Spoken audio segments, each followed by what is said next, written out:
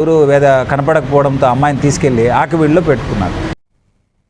Communist నాయకుడు వంక సత్యనారాయణ 7వ వర్ధంతి సందర్భంగా తణుకులోని విగ్రహానికి పూలమాల వేసి నివాళులు అర్పించారు. సిపిఐ పశ్చిమ గోదావరి జిల్లా కార్యదర్శి కోనాల భీమారావు అన్నారు.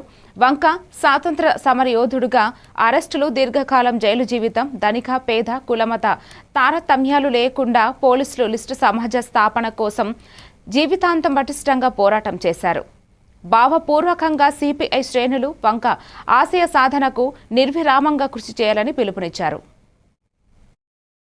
ముందే దేశ స్వాతంత్ర్యం కోసం జరిగినటువంటి అనేక పోరాటాల్లో వీరోచితమైనటువంటి పాత్ర నిర్వహించి అనేక సంవత్సరాల పాటు అనేక సార్లు అరెస్ట్ అయి జైలు జీవితం గడిపారు.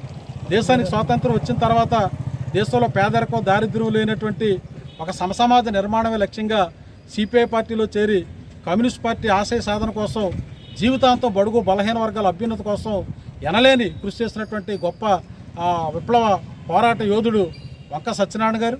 ఆయన తణుకు కేంద్రంగా ఉండి అలాగే పెనుగొండ అసెంబ్లీ నియోజకవర్గం నుంచి 3 సార్లు ఎమ్మెల్యేగా ఎన్నికయ్యారు.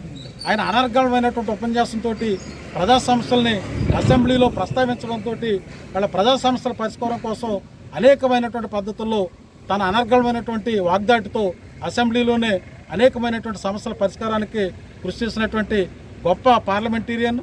అంతేకాకుండా భూ పోరాటాలకు సంబంధించి రాష్ట్రంలో వ్యవసాయ కార్మిక సంఘం రాష్ట్ర అధ్యక్షుడిగా 3 పర్యాయాలు చేసి దున్నేవానికే భూమి కావాలనేటువంటి నినాదంతో చేసినటువంటి పోరాటంలో ఒక క్రియాశీలకమైనటువంటి పాత్ర నిర్వర్తించి దేశంలో భూ సంస్కరణ చట్టం తీసుకురావడానికి ఆద్యుడిగా ఉండి ఇవాళ లక్షలాది ఎకరాల భూమి పేదలకు పంపిణీ చేసినటువంటి భూ పోరాట యోధుడిగా గొప్ప కీర్తి గడించారు.